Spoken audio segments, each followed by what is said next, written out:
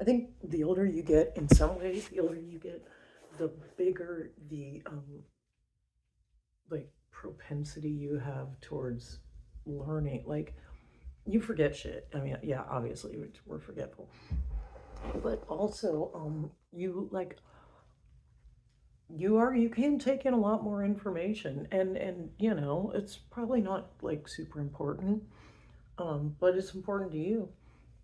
So in that spirit, uh, I think I figured out how dopamine works, and I think I might know how to fuck with it. Not really fuck with it, but um. So here's the thing. And then so I watched this video last night and I was like having all these like amazing like oh my god, amazing brainstorms. I'm on the sugar cleanse right now, which is why I get to get high every night.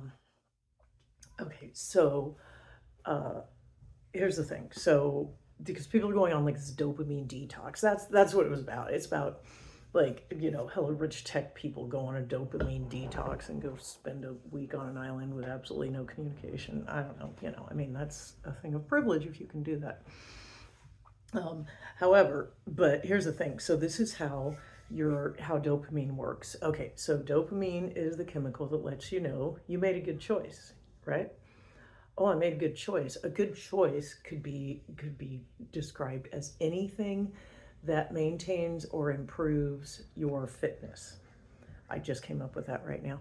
But that is pretty much what your body wants, and all your brain is fitness in the sense of like you are working at full capacity.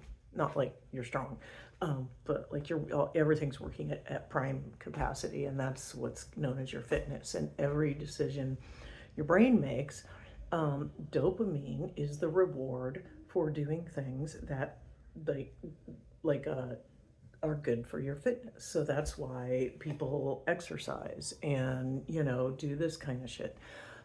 Like I swim, and what I find is I don't get like that rush of dopamine like some people get afterwards, but I do get this just sort of slightly elevated throughout the day. You know, like I feel it too. So things like that. Um, you know, your brain is hardwired to say, hey, yeah, here's a reward. You know, good boy, you get an M&M because you made a good decision.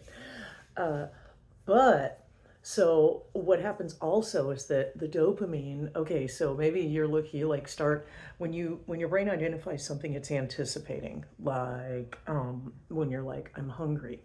And you actually start getting a little bit excited because it's like, ooh, I'm gonna get to eat soon. What am I gonna eat? You know, and that's that dopamine kicking in. So your brain then makes a decision based on its previous experiences and what happened with the dopamine. So maybe once you had a burger that was absolutely amazing, a burger and fries, it was like the best burger and fries ever. Your dopamine level went way up to here, and it's going to stay there. Like that has it sets a level. So then maybe the next time your brain's like, oh man, I want to get that burger again. Um, but it wasn't as good and it was disappointing. Your brain, the dopamine level goes down and it stays there. So, but if you order again, oh, here's the thing I just figured out. Like, did everybody knew this, right? Dopamine, dope. I think everybody knows that, right? Am I the last person in the world to figure that out? Okay, so this is what the internet does to us, and it keeps your dopamine levels low, and your ability to satisfy them low, and it just kind of keeps you on the hook. It's like slot machines, and they actually like algorithms are built based on fucking casino data of like what is the optimal slot machine configuration pattern routine to keep people right, because it's got to be like you have to have a really, you know, you want to keep them a certain amount anyways, yeah. And so they do that exact same thing with the internet, with like if you get notifications or things like that, it chooses what notifications it wants to give you. Some of them are going to be exciting, some of them are not, and it fucking does this to you. So it hacks our brain. And when that is happening, the limbic system is in charge because the brain just is obsessed with dopamine now and can't think long term. The limbic system is in charge, and the limbic system does not know what the fuck it's doing, right? Um, so that's a problem. Um, we need to get our executive functioning back online so that we can make decisions with a long range view. That's basically what this is about.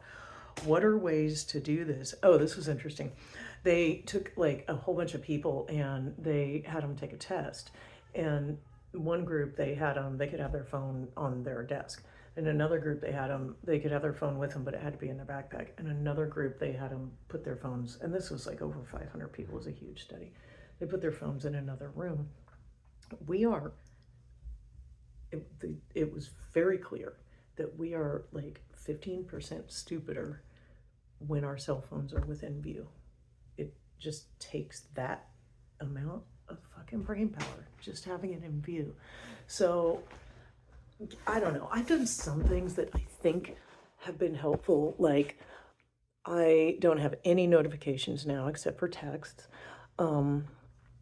I don't yeah, I don't know. I don't go, so that's helped a lot. Like I'm not hooked on that. Um what else? That alone has been big.